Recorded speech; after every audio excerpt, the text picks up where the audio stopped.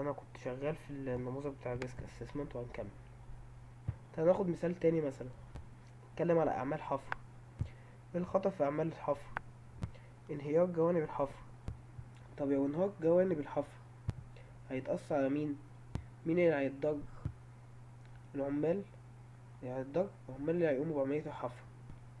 ممكن تقول كابلات كهرباء تحت الارض او تحت مكان الحفر. اسفل مكان الحفر، ما انا مش شايفها. ما انا ايه؟ عمال احفر.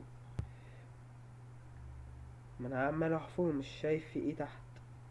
الاحتمالات عالية. هنا عندي كهرباء ونور جانب الحفر.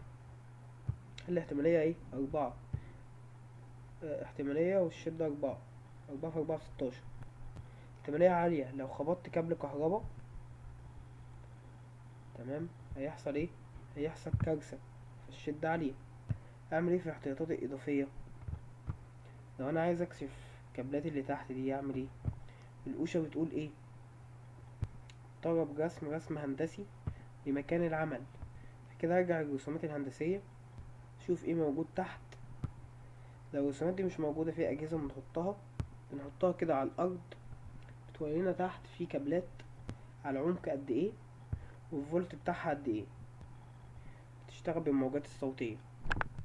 في أجهزة بتحطها كده على الأرض بتورينا تحت في كابلات على عمق قد ايه، والفولت بتاعها قد ايه. بتشتغل بالموجات الصوتية.